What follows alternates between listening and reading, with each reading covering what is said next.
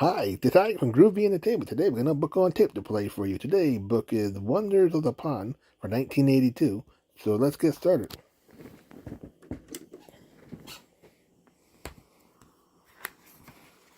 Wonders of the Pond.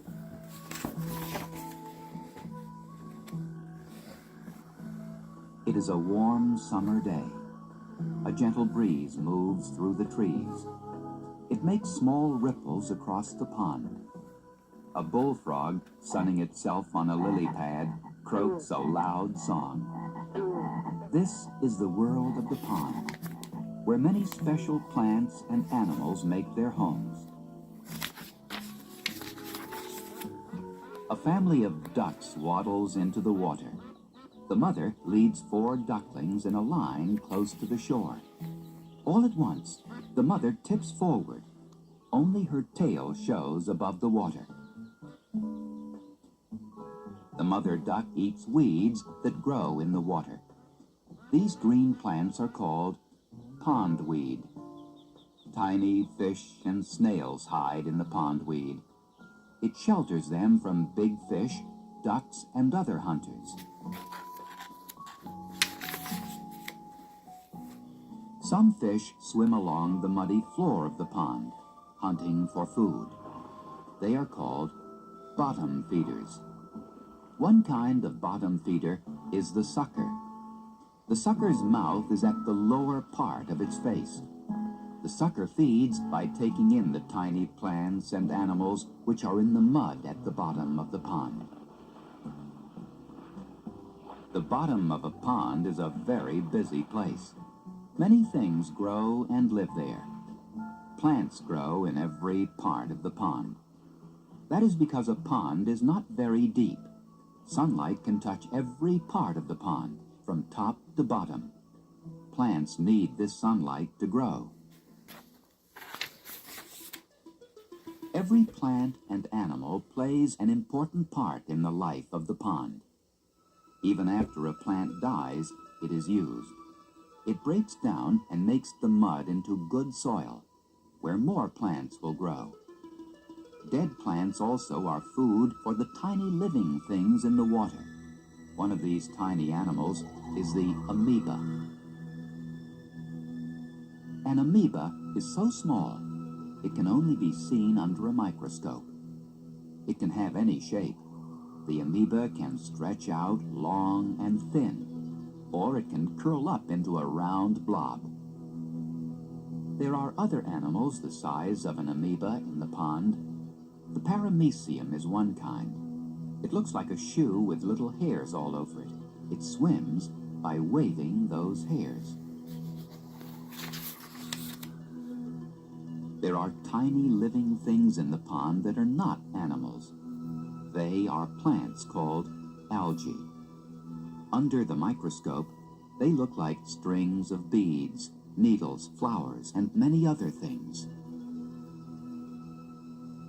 The tiny plants and animals in the pond are food for bigger animals, such as water mites. Water mites look like their cousins, the land spiders. Water mites breathe air, but they can stay under the water for as long as an hour. Many water mites are eaten by fish that live in the pond.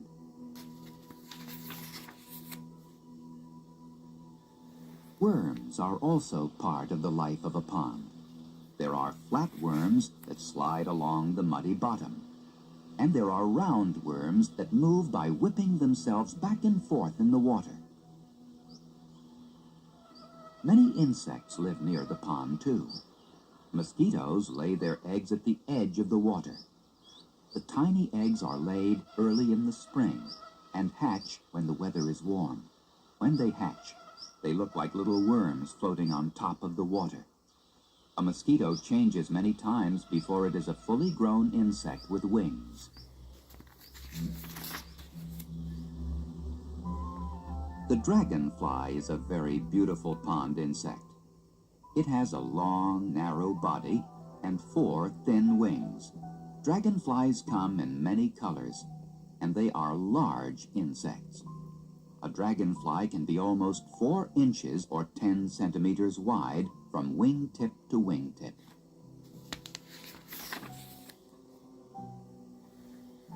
Dragonfly eggs are laid on the pond water or on the plants that grow in the pond. They hatch into little insects called nymphs. These nymphs look like very small beetles. Dragonfly nymphs live at the bottom of the pond for a year or longer. When nymphs are ready to become dragonflies, they climb up a plant to the air. Once the nymph is out of the water, its skin splits open. Out comes a dragonfly. It spreads its wings and flies away. There are hundreds of different kinds of insects at the pond. Water striders seem to skate over the top of the pond. Back swimmers, shaped like a boat, move around with legs like paddles, and there are flies, beetles, moths, plus many more.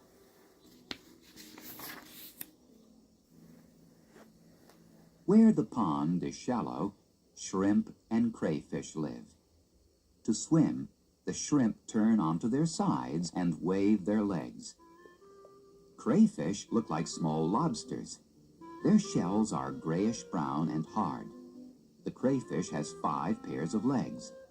The pair in front are claws, used to catch and hold small fish, insects, or plants. Snapping turtles are the biggest animals in the pond. They can grow to be 2 feet or 60 centimeters long and weigh more than 40 pounds or 18 kilograms. Snapping turtles spend the winter in the mud at the bottom of the pond. In spring, they come out and dig a hole in the ground near the pond. This is where they lay their eggs. The eggs hatch into tiny turtles in about 3 months.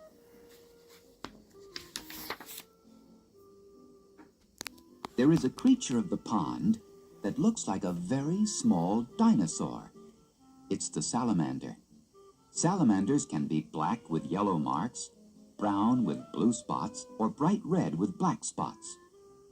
Some salamanders do not have lungs. They breathe through their skin, but they must keep their skin wet to be able to breathe and stay alive. All salamanders eat worms, insects, and snails.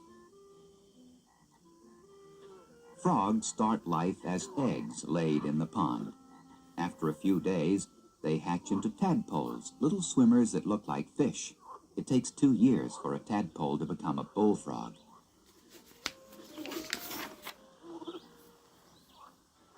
Frogs spend all their lives in or near the pond. They sit in the sun and catch insects flying by, or they dive into the water to catch small fish. When winter covers the pond with ice, the frogs find a warm, dark place beneath the ground or deep in the pond. There they sleep until spring. Snakes live near the edge of the pond where the water is not deep. They eat tadpoles and frogs, salamanders, fish, and worms. Like frogs, snakes sleep through the winter.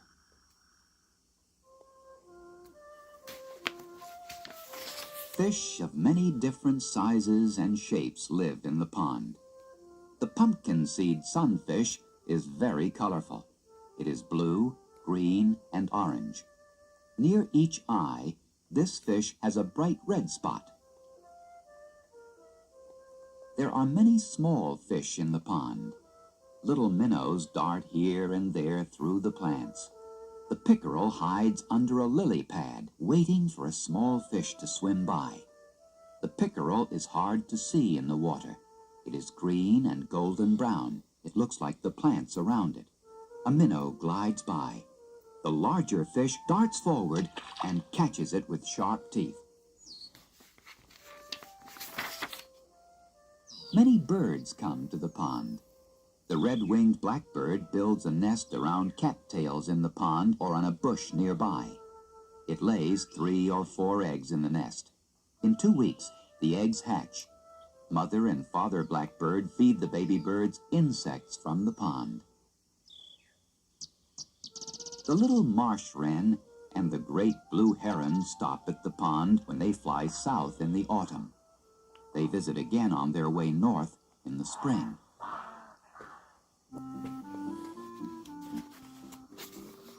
How did the world of this pond begin?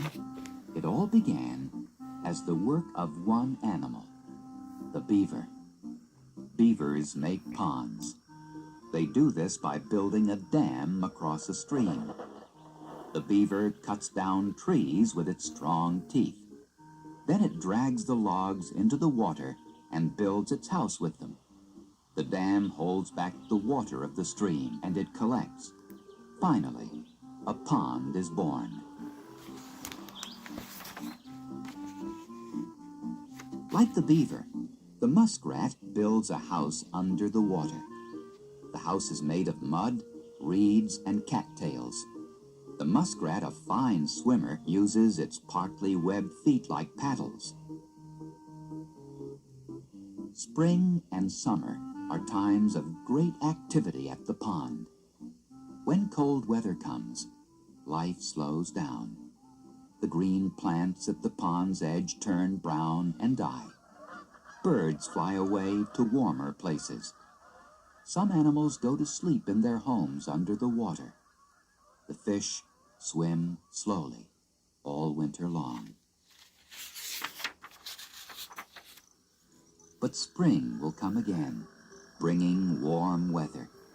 Once more, the pond becomes a busy place. The birds return. The animals come out of their winter sleeping places.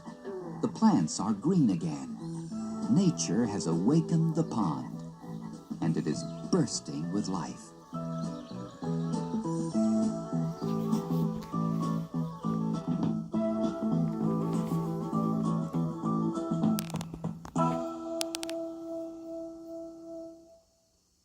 So that was The Wonders of the Pond from 1982. If you like, subscribe, share, and comment, and have a groovy day. Our next book will be Wonders of the Rivers